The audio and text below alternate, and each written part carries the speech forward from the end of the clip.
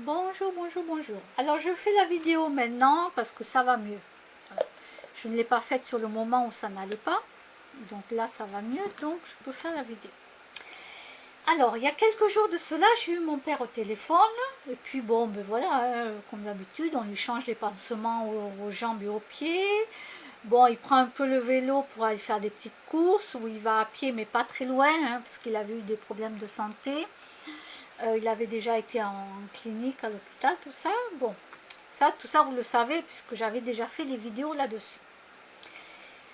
Donc, il n'y a pas longtemps, donc il y a quelques jours, hein, je ne sais plus quand c'était.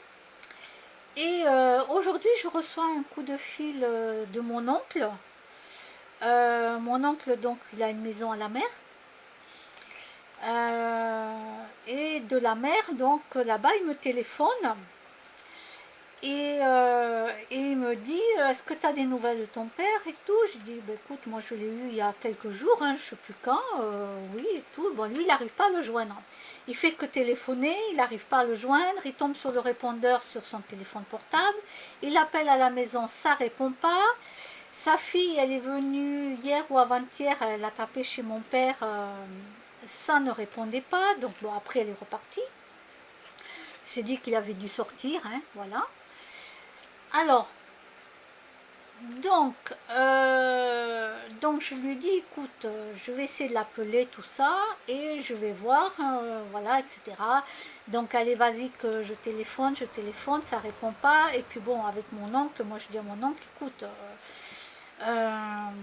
j'ai cherché sur Internet les numéros de plein de personnes pour savoir s'ils pouvaient aller voir si mon père était là ou pas et tout. Bon, j'ai pas trouvé.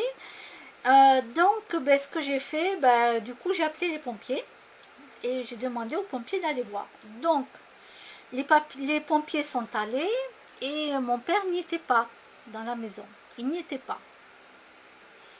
Parce que, bon, ben, moi, je m'attendais, donc j'étais triste, hein, parce que je m'attendais à ce qu'ils me disent que, voilà, il était mort. Hein. Voilà. Parce que là, il répond pas au téléphone et tout, c'est pas normal. Donc, je m'attendais vraiment à ce que, voilà, ils me disent ça. J'avais pas le choix. Et mon oncle m'avait dit voilà que bon, il allait redescendre de la mer, il allait revenir, voilà, il allait s'occuper de tout ce qu'il fallait, voilà. Bon, mon père n'est pas là. Oh putain. Je rappelle mon oncle, tout ça. Et là, je commence à me dire, ça y est, il lui est arrivé quelque chose à mon père. Il n'est pas là. Je pense que... Alors après, je commence à me dire, et s'il s'est fait enlever? Ben oui, je dis à mon oncle, faudra que peut-être qu'il s'est fait enlever et tout. À mon oncle qui me dit non, non, non, non, non, ton père s'est pas fait enlever, parce que ça arrive dans la vie hein, que les gens se fassent enlever. En plus, il ne serait pas laissé faire, mon père. Oui, mais bon, quand même, hein, tu sais, bon, il me dit que non, tout ça, ce que moi je lui dis. Hein. Bon, alors je lui dis à mon oncle, d'un coup, il y a une idée qui m'arrive comme ça, parce qu'on pense pas à tout au même moment. Hein. Non, je suis pas assez intelligente pour ça, j'ai pas le temps de tout capter. Je dis bon, écoute, ce que je vais faire, je vais appeler les hôpitaux, tous les hôpitaux de Toulouse, les cliniques. Si vraiment il n'est pas dans les cliniques, je lui dis à mon oncle, il faudra que tu reviennes. Et là, par contre, tu vas voir la police. Et là, par contre, voilà, tu fais une déclaration de disparition, parce que si on ne retrouve pas mon père, voilà. Donc je préférais que ce soit mon oncle qui le fasse. Mais d'abord j'ai dit ok, bon allez, vas-y que je cherche tous les numéros sur internet, j'appelle, je commence à tomber, j'appelle le premier hôpital qui me vient dans la tête. Et super, je tombe dessus et on m'a dit que le 17 juillet il est rentré chez eux. Donc il a fait un AVC. Les pompiers l'ont trouvé par terre. Bon, quelqu'un a dû téléphoner, hein, je pense. Il a fait un AVC et à la clinique, là où il était, à l'hôpital, ils l'ont opéré. Ils lui ont fait passer un truc dans le cerveau pour lui enlever un caillot. Un caillot. Et donc le lendemain, après, le 18 juillet, il a été envoyé dans une autre clinique que j'ai appelée. il est en soins unité continu, je sais plus quoi, hein, voilà. Et ce qu'il y a, c'est que ben, ça va durer un bon moment parce que je pense que ça va durer des mois. Parce qu'il ne parle pas, il ne peut plus parler. Voilà, il essaie de brailler, mais il ne peut pas. Il ne peut plus parler. Et en plus, ils ont peur qu'il y a d'autres cailloux qui arrivent. Donc, comme ils ne savent pas trop, et donc là, je pense que ça va durer des mois, parce que à mon parrain, il est resté quelques mois quand même à l'hôpital, en clinique. Et là, mon père, bon, ben voilà. Et du coup, voilà, quand j'ai appelé la clinique, j'ai eu les infirmières et l'infirmière me passe mon frère au téléphone, que je n'avais pas son téléphone. Me passe mon frère et mon frère l'a appris que ce matin. Ce matin, il m'a dit, je l'ai appris que ce matin. Parce qu'ils ont appelé mon frère parce que sur les numéros à téléphoner, donc il y a le numéro de mon frère. Ben oui, mon frère, il a la voiture. Moi, c'est pas la peine que les hôpitaux me téléphonent à moi, je peux pas me déplacer. Donc il vaut mieux qu'ils appellent mon frère qui a la voiture et lui, il peut se déplacer. Donc voilà. Et mon frère ne l'a appris que ce matin. On est de dimanche 20 ou 21, je sais plus. On est dimanche. Et donc mon frère, depuis le 17 juillet, ben, il ne le savait pas non plus, puisqu'il a eu mon père il n'y a pas longtemps, puisqu'il a été faire les courses avec mon père, pour les grandes courses. Donc voilà, d'après ce qui a été dit, ben, mon père a fait l'AVC et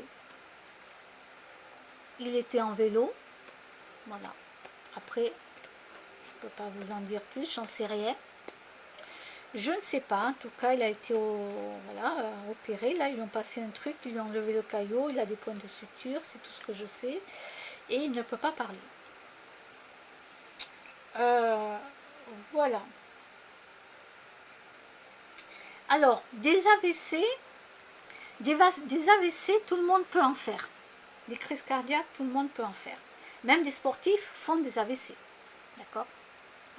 Il y avait un footballeur, je ne sais plus comment il s'appelait à l'époque, boum, il est tombé raide, en plein match de foot. Vous voyez, pourtant c'était un sportif, un footballeur. Et donc ça peut arriver à n'importe qui.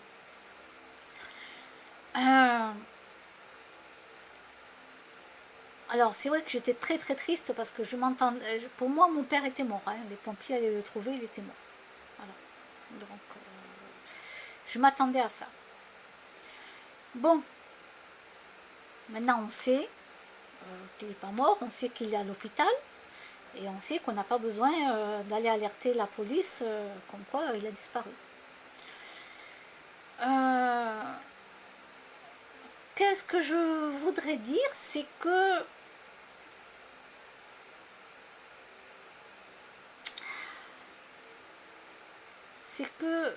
déjà, alors vous allez me dire, oui, mais même un sportif, il fait un AVC, alors tu sais, ouais, mais on le paye plus tard, nous. On le paye plus tard, ça veut dire que, bon, quand on est jeune, on mange comme on veut, on fait ce qu'on veut. À mon âge, je mange encore des cochonneries, des chocolats, des frites cuites au four, mais voilà, s'il m'arrive quelque chose de grave demain, ben, c'est que de ma faute à moi, hein. C'est ma faute à moi, hein. Je ne vais pas en vouloir à la terre entière. Hein. J'assume, hein. J'assume complètement. Hein. S'il m'arrive un problème de santé, j'assume complètement. Voilà, c'est à moi de réduire, et j'ai vachement réduit déjà, c'est très bien. À mon parrain et à mon père, je leur avais dit, l'alcool, attention à l'alcool, arrêtez l'alcool. Il y a des endroits pour se faire soigner pour l'alcool, d'accord, mais il faut bien vouloir y aller. Ok, bon, ils n'ont pas voulu y aller. Eh ben, ils ont continué à manger leur viande, leur saucisson et tout ce qui s'ensuit. Maintenant qu'ils assument. Alors oui, bien sûr, si mon père meurt, je vais pleurer, je vais être triste, ça c'est sûr. Mais qu'ils assument de toute façon. Voilà, les gens, il faut qu'ils assument leurs conneries.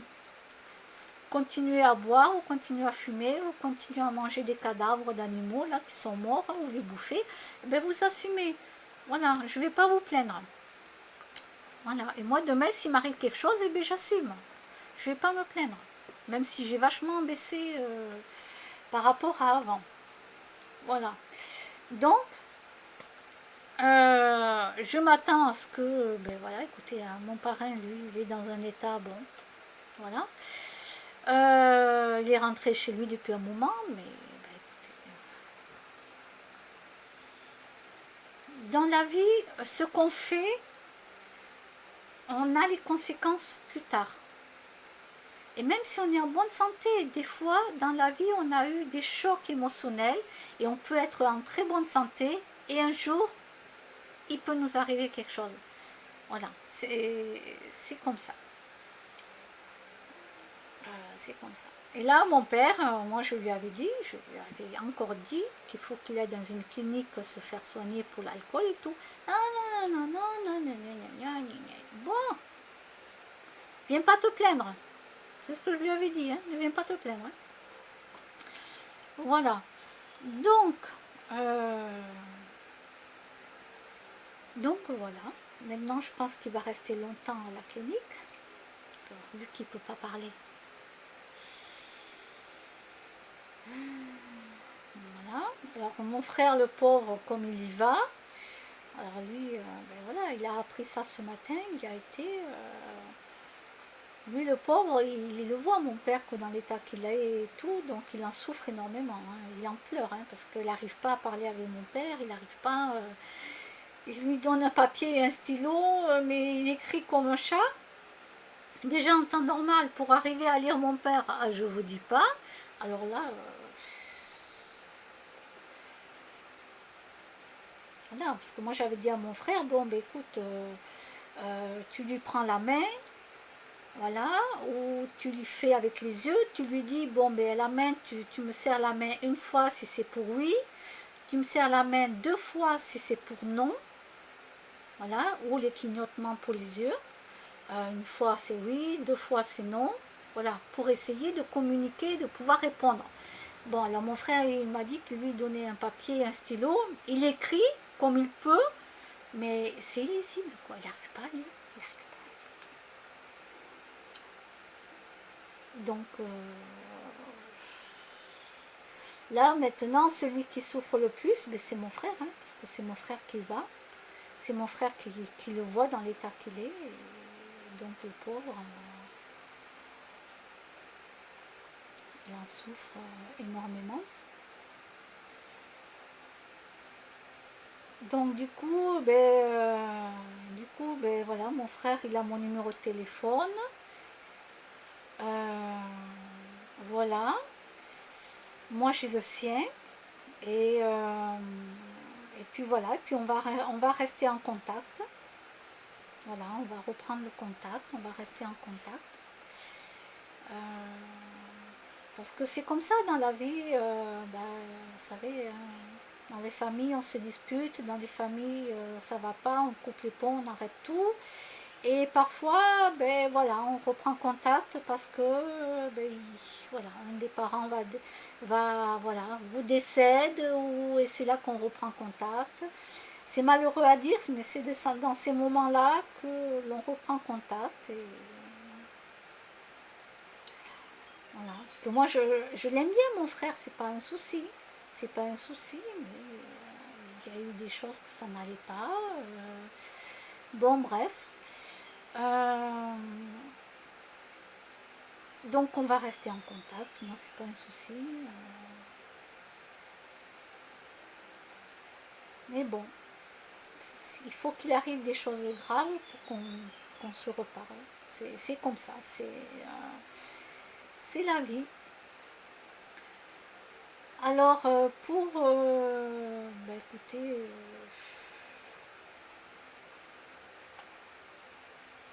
la seule chose que je peux dire, c'est prenez soin de vous maintenant parce que ce qui va arriver c'est plus tard. Ça va nous tomber sur le coin. Mon père a 74 ans, donc il a quand même fait sa vie. Hein. Il a fait sa vie, hein. Il n'a pas 20 ans. Hein. Parce que c'est malheureux quand un jeune de 20 ans qui décède, hein, ou un bébé. Hein. Ils n'ont pas encore fait leur vie, les pauvres. Hein. Bon, lui, il a un âge, donc il a fait sa vie. Voilà. Et surtout, je voulais quand même dire aux gens, aux maris, aux femmes, aux enfants, je voudrais vous faire ce message pour vous. C'est le soir, ne vous couchez jamais en ayant eu une engueulade. Parce que le lendemain, on ne sait pas si on va se réveiller ou pas. C'est-à-dire que quand vous vous engueulez le soir, il faut régler le problème.